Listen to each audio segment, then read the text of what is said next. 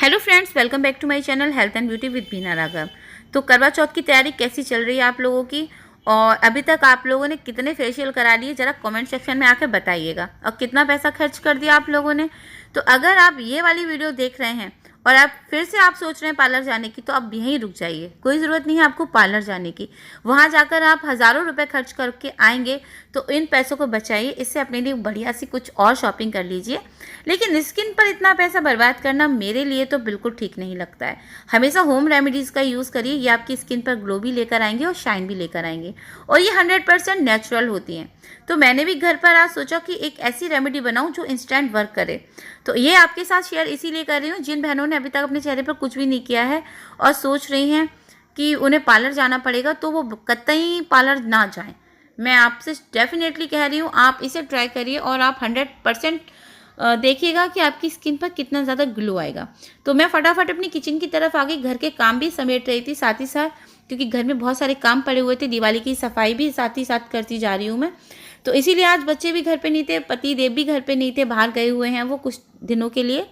तो मैंने सोचा इतना काम नहीं है घर पर आज मेरे पास, तो थोड़ा मोटा तो काम चलता ही रहता है, वो भी मैं करती जाऊँगी साथ साथ। और उसके लिए मैंने किचन में अपना वर्क शुरू कर दिया कि मैं अपने लिए रेमेडी प्रिपेयर करूँगी। बच्चों के आने से पहले पहले मुझे ये करना है।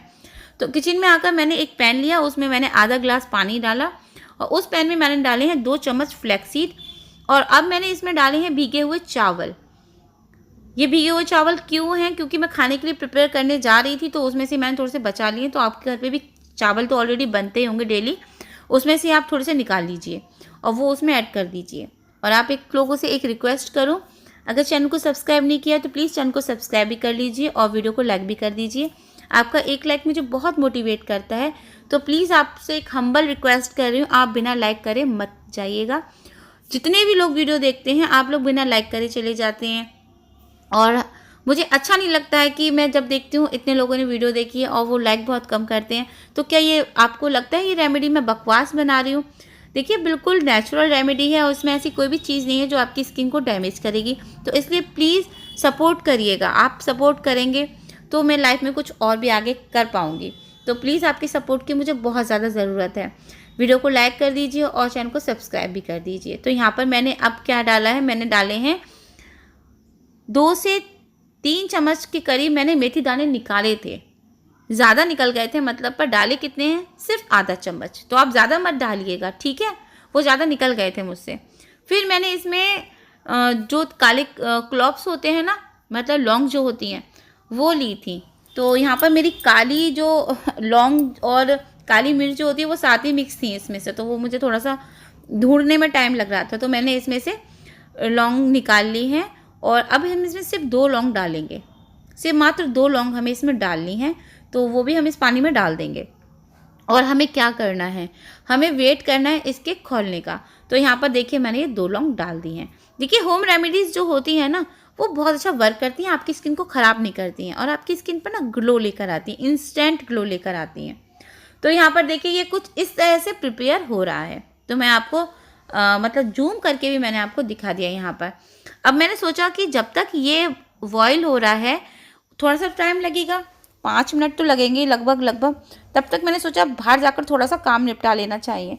तो मैं जल्दी से किचन में बाहर आ गई। तो यहाँ पर थोड़ा सा ब्लर हो रहा है क्योंकि वो पीछे से पता नहीं क्या ही हुआ था कैमरे में। और मैं बाहर आकर जल्दी से मैं दूसरे रूम में गई। वहाँ पर मेरा फ़ोन एक और पड़ा हुआ था, कुछ बिस्तर वगैरह बेकार पड़ा हुआ, तो उसे सेट करके आई और बेटे के कपड़े लेकर आई, क्योंकि वो स्कूल से आने ही वाला है, आधे घंटे बाद आ जाएगा। फिर मैं किचन में आ गई वापस रेमेडी देखने के लिए। अब यहाँ पर मैंने देखा कि मेरी जो रेमेडी ऑलरेडी तैयार हो चुकी थी।